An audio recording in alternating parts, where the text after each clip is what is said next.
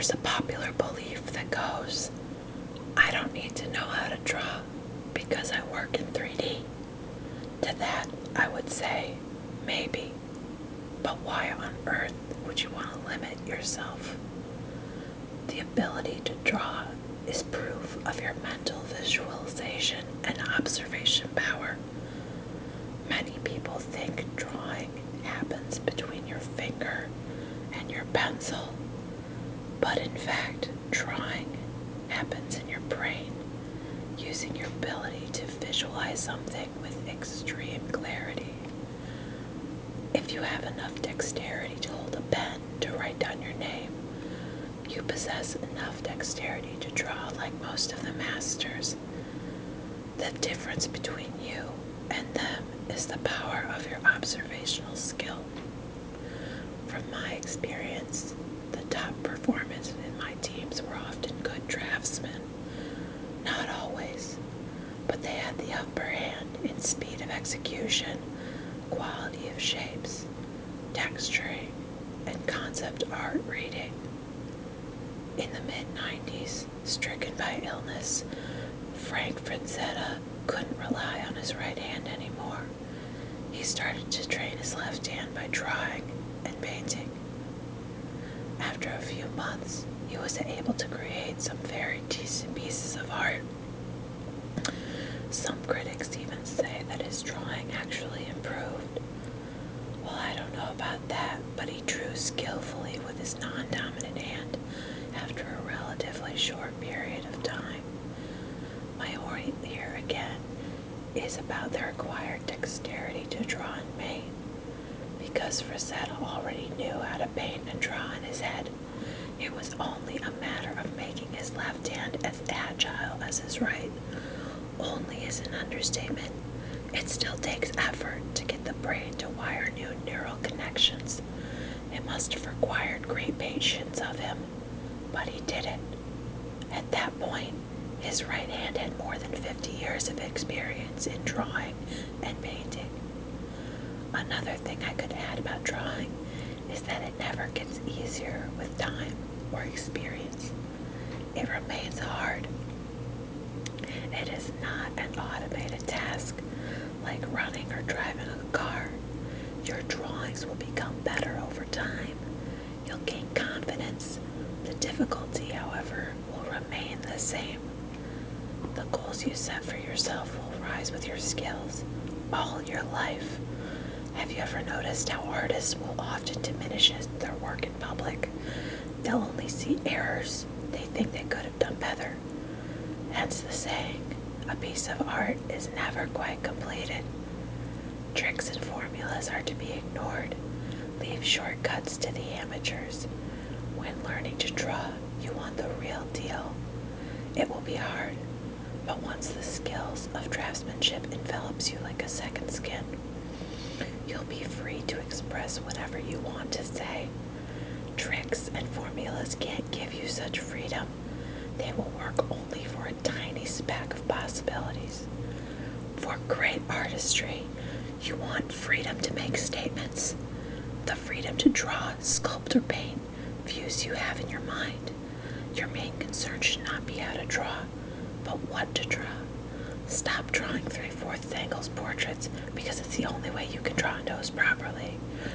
Free yourself from that angle by learning to represent a nose in multiple angles. Stop drawing clenched fists.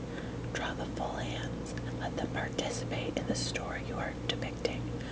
Stop hiding the character's feet in tall grass. Learn to draw feet, shoes, and boots in all possible angles. Try not to avoid what you consider to be your weaknesses. Confront them. Don't be afraid to use reference when possible. It's a clever way of working, assuming that you're not bluntly copying.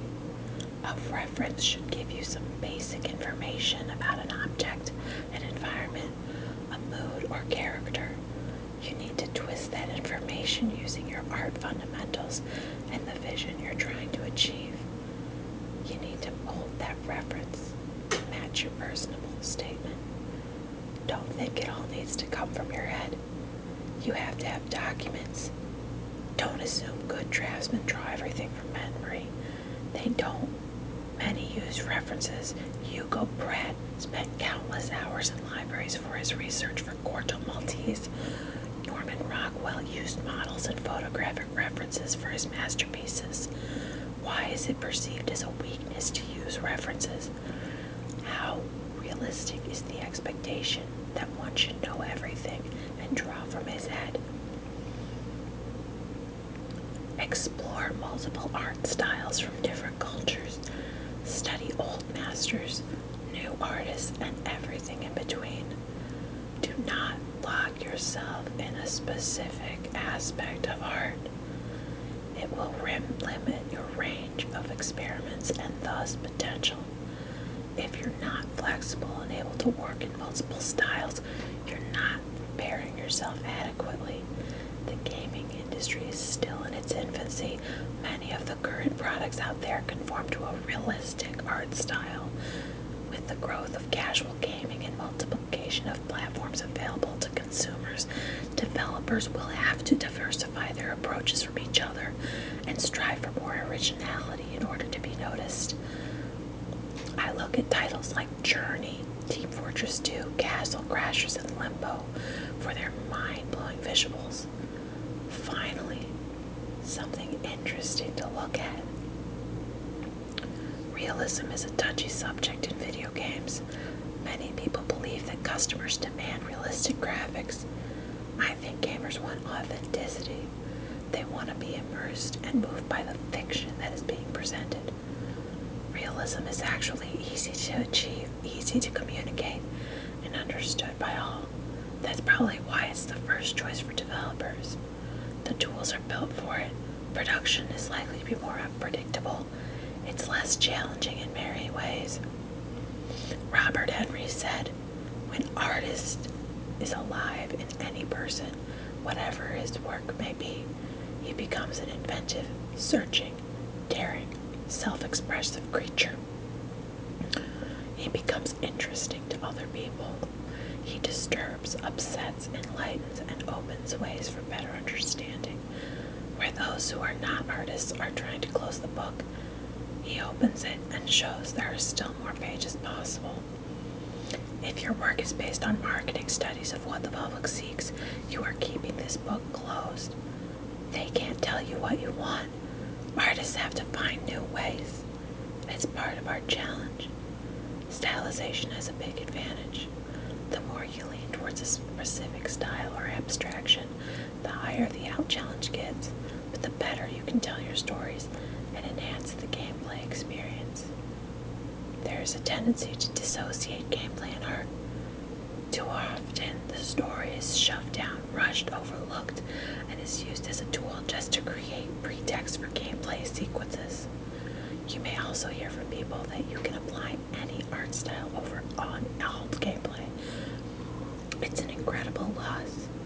A game is not solely about the gameplay. It's about a whole experience. Art, story, and game design should come up together, amplifying each other and carrying a unified statement.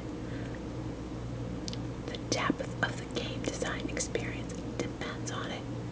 Can you imagine Shadow of the Colossus in a different style? It's surely possible, but the three components, art, story, and design, are so nicely well together that it makes it hard to dissociate them. When you cultivate beauty, when you seek it, it will soon echo back in your life through other channels and media.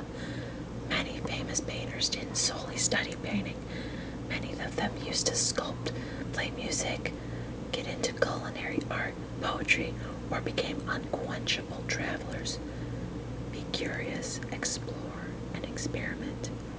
Inspiration comes from everywhere, in many forms.